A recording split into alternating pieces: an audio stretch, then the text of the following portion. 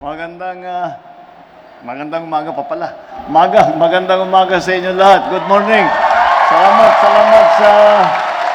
Salamat sa napakainit na salubong na binigay niyo sa akin. At it's all very good to... Please, sit down, sit down.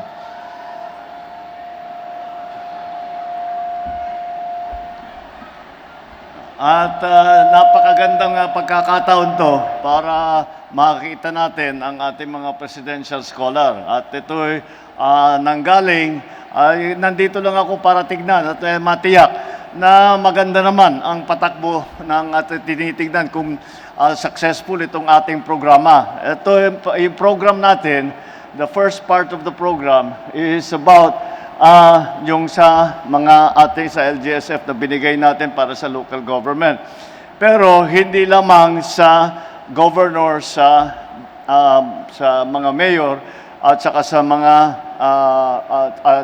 governors at saka mayors ng cities and municipalities. Kung hindi, dito, ito naman ay dinagdag pa natin para sa mga barangay. At ang ginawa natin, kaya tayo nandito, ang ginawa namin ay meron kaming, from the Office of the President, kumuha kami ng pondo at ito ay binigay natin sa mga barangay sa buong Pilipinas. 200,000 pesos for each barangay. Dito sa inyo, there are 511 barangays.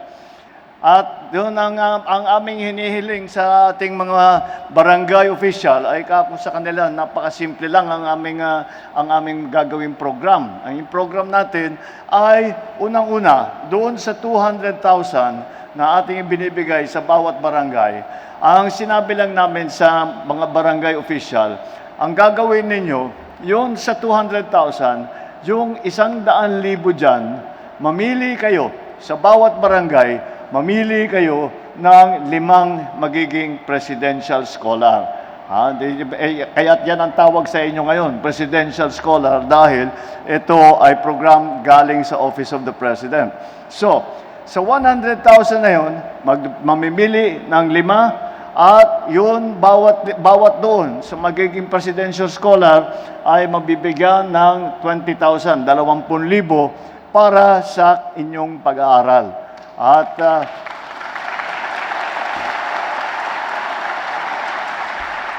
ang aming sinabi ay, siyempre, mamili kayo, yung magtatapos na, pero baka hindi makapagtapos dahil nga may kakulangan sa pambayad, kailangan magtrabaho, whatever, kung ano man yung dahilan, basta't makatulong yung 20,000 sa inyong lahat. At ang ating sinasabi ay napakahalaga nito. Naging importante ito dahil kung titignan ninyo sa budget nitong taon na ito at saka sa budget na susunod na taon, ay talagang napakalaki, pinakamalaking budget ang binibigay natin sa edukasyon. Dahil para sa akin, ito ang pinakamahalaga na serbisyo na maaaring ibigay ng pamahalaan para sa ating mga kabataan lalo. At dahil napaka-importante na maging maganda ang inyong pag-aaral, na kayo ay makapagtapos. Kung makapagdiploma kayo sa kolehiyo o kung ano man ang inyong papasukan, kailangan meron kayong magandang kaalaman, meron kayong magandang pag-aralan, meron kayong magandang napagtapusan. Kaya po, itong mga ating barangay officials, ay sinabi ko, pumili kayo yung tinatawag na deserving. So, itong lahat kayo, apparently deserving kayong lahat. Kaya pagpatuloy natin, maganda itong programa na ito. Congratulations na napili kayo.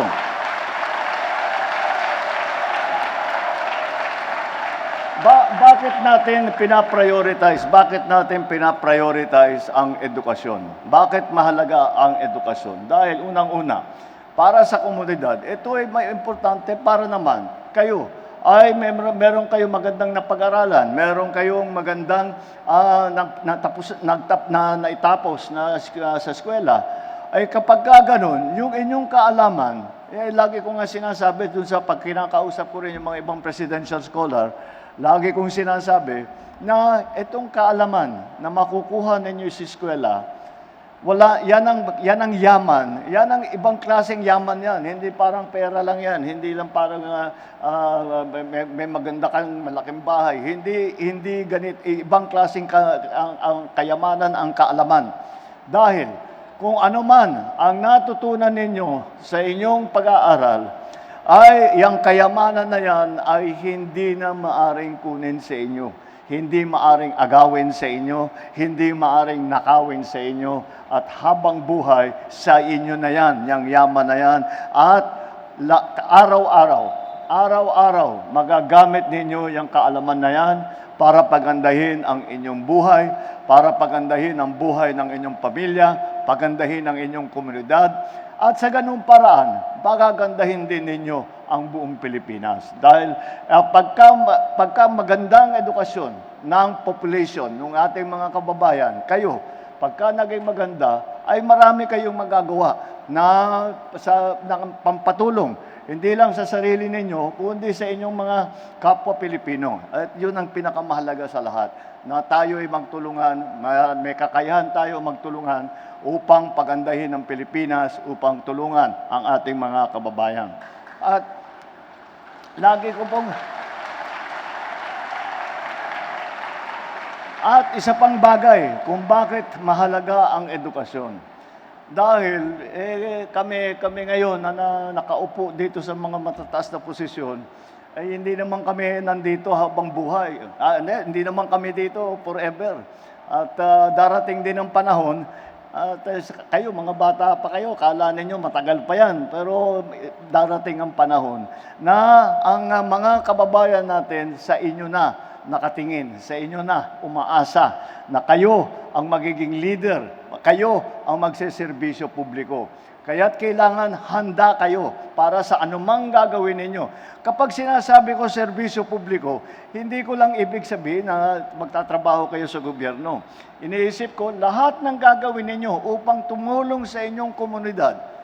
Whatever little thing that you do to contribute to the betterment of your community, of your country, of your fellow Filipinos, ay napaka-importante yan. Kaya kailangan handa kayo para sa araw na yon, na meron na kayong kakayahan, meron na kayong karanasan, meron na kayong may contribute para pampaganda ng ating minamahal na Pilipinas. Kaya't napakahalaga ng ating ng programang ito na makapagtapos ang ating mga presidential scholar. Kaya't ang pinapayo ko sa inyong lahat ay wag ninyong basta't gamitin ninyo, mapakinabangan sana ninyo yung aming kaunting tulong sa inyo, at gamitin ninyo na mabuti, at mag-aral kayo ng mabuti, magtrabaho kayo ng mabuti, work hard, study hard, para naman ay makuha ninyo yung training, makuha ninyo yung karanasan, makuha ninyo ang edukasyon at ang kaalaman na kakailanganin ninyo sa pagdating ninyo sa totoong buhay. At pagtatapos na kayo, ay makikita natin na ang buong Pilipinas ay makakaramdam sa kabutihan ninyo, kaalaman ninyo, at sa tulong ninyo para pagandahin ang buhay dito sa Pilipinas. Ang programang ito, ang programang ito ay ginagawa natin sa buong Pilipinas. Lahat ng barangay sa Pilipinas, binigyan natin ng 200,000 piso. At 100,000 doon ay ginagamit nga para dito sa Presidential Scholar. Sa ganung paraan, we have about siguro mga 42,000 plus na barangay sa buong Pilipinas. Yung pagka ginawa mo tiglilima yun, lampas-lampas sa 200,000 ang Presidential Scholar. Napakalaking bagay para sa akin na maibigay yung tulong na yan. Napakahalaga para sa akin. Kagaya ng sabi ko, ito palagay ko sa akin palagay ang pinakamahalagang serbisyo ng pamahalaan sa taong bayan. Kaya I congratulate all of you dahil kaya kayo napili because you are deserving students sa palagay ng inyong mga leader ay sinasabi nila sila naman ay namili ng yung talagang pinaka-deserving at saka talagang mukhang magtatapos at magkakaroon ng degree sa kung ano-anong bagay. Kaya pagpatuloy ninyo ang ating mga ginagawa. At kung baka maitanong ninyo, 200,000 ang binigay natin sa barangay, kalahati, 100,000 napunta sa inyo, sa mga presidential scholar. Anong nangyari doon sa 100,000? Doon sa 100,000 na natira, iniwan na namin sa ating mga barangay official. Bahala na sila. Dahil ang paniniwala ko, walang nakakaalam sa mga sitwasyon, sa mga problema, sa mga solusyon, sa bawat local government hanggang sa barangay level, kundi ang ating mga local government official. Kaya ang nakita namin, yung mga ibang napuntahan namin, kung saan-saan ginamit yung 100,000 nila.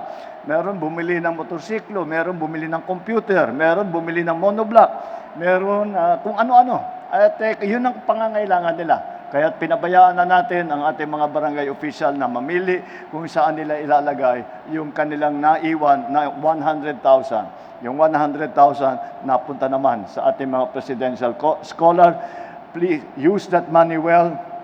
And sana naman, kapag nagkita tayo ulit, meron na kayong hawak na diploma. Maraming salamat. Magandang umaga sa inyo lahat. Thank you. Thank you.